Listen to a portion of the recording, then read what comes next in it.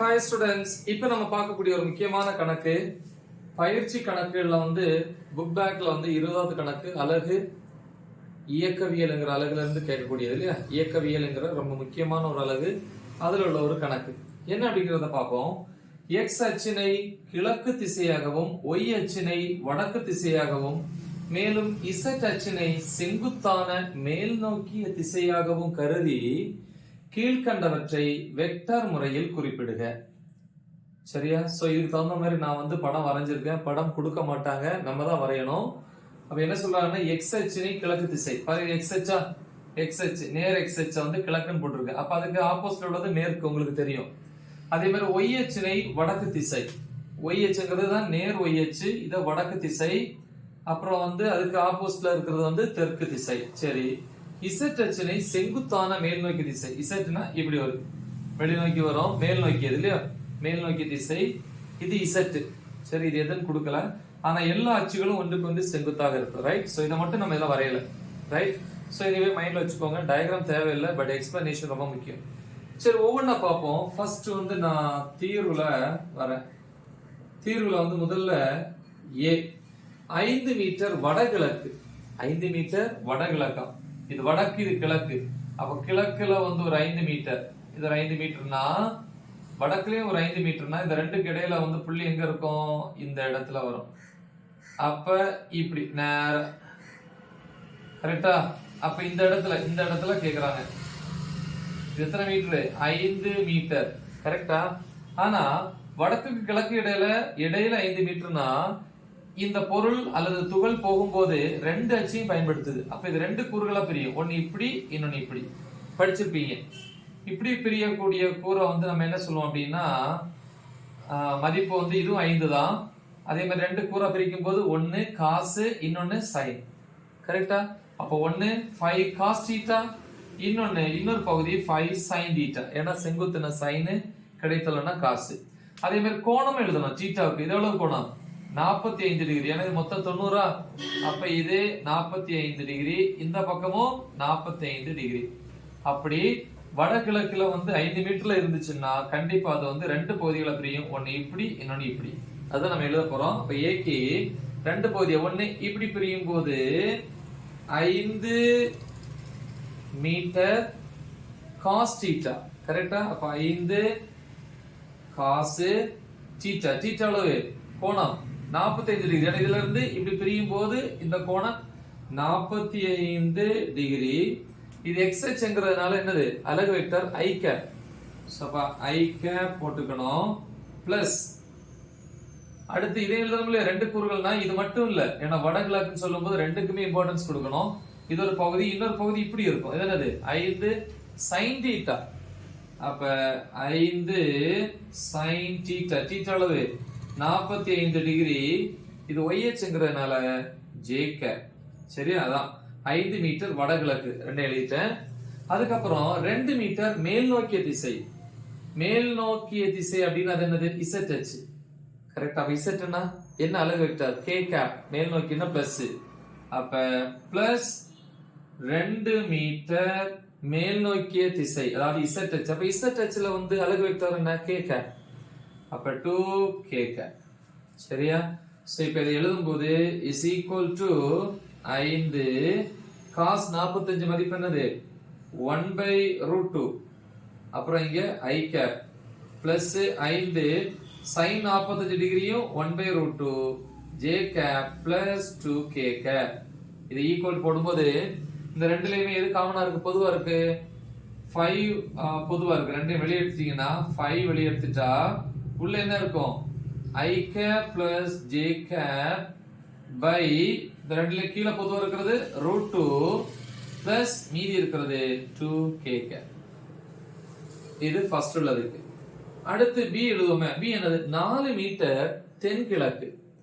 அப்ப இது தெற்கு, இது கிழக்கு. 4 மீட்டர்னா இதுல இருந்து 4 இருக்கணும், இங்க இருந்து 4 இருக்கணும். அப்ப கரெக்டா இந்த இடத்துல வரும். சோ இதனுடைய மதிப்பு 4 மீட்டர். கோணம் எவ்வளவு, இப்ப இந்த மாதிரி இருந்துச்சுன்னா கண்டிப்பா இதுவும் ரெண்டு பகுதியே பிரியும். ஒரு பகுதி இப்படி பிரியும், இன்னொரு பகுதி இப்படி பிரியும். அப்ப கோணம் அதே 45 டிகிரி, இதுவும் 45 டிகிரி. சரி, இப்போ ஒரு பகுதி இப்படி பிரியும் போது அது நேர் எக்ஸ் அச்சுனால பிளஸ், இப்படி பிரிஞ்சா என்னது எக்ஸ் அச்சுனா காஸ் தானே.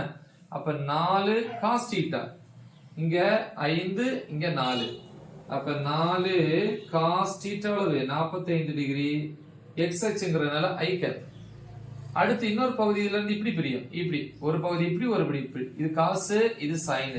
ஆனா இது பார்த்தா தெரியும் இது எதிர் ஒய் அச்சு, எதிர் ஒய் அச்சுன்னா என்னது மைனஸ், அதனால மைனஸ் போட்டுக்கணும். Minus 4 sine theta, 4 sine theta, theta எவ்வளவு 45 டிகிரி, ஒய் அச்சுங்கிறதுனால ஜே கேப், இங்க மைனஸ் போட்டுட்டேன் ஆல்ரெடி, இல்லது பிளஸ் போட்டா மைனஸ் ஜே கேப்னு போடணும். ஓகே, அப்புறம் பிளஸ் 3 மீட்டர் மேல் நோக்கி, மேல் நோக்கிய திசையில் இசட் அச்சு. அப்ப இசட் அச்சுனா கே கேப் தான் அளவு வெக்டர், 3 மீட்டர்னா 3 கே கேப். அப்ப ஈக்குவல் டு 4 cos 45 டிகிரி மதிப்பு என்னது 1/√2 into i cap minus 4 sin 45 மதிப்பு 1/√2, என்ன 45 டிகிரியோட மதிப்பு 1/√2 j cap plus 3 k cap equal to, இதுல பொது வழிய 4 எடுத்துக்கலாம், உள்ள i cap minus j cap, கீழ வந்து √2 plus 3k cap. கரெக்டா? இனி வந்து சி மூணாவது என்னதுன்னா 2 மீட்டர் வடமேற்கு, 2 மீட்டர்னா இது வடக்கு இது மேற்கு, அப்ப வடமேற்குன்னு அந்த 2 கிடையில 2 மீட்டர்னா கிட்டத்தட்ட இந்த இடத்துல வருமா, எஸ். அப்ப 2 மீட்டர் இந்த பாயிண்ட், இது எவ்வளவு 2 மீட்டர். அப்ப கோண அளவு இது ஒரு 45, இது ஒரு 45 டிகிரி, இதுவும் 45 டிகிரி. சரி, அப்ப 2 மீட்டர் வடமேற்குன்னா வடக்குக்கும் மேற்கு கிடையாது. அப்ப 2 பகுதியை பிரியும்ல, ஒரு பகுதி இப்படி பிரியும், இன்னொரு பகுதி இப்படி பிரியும்.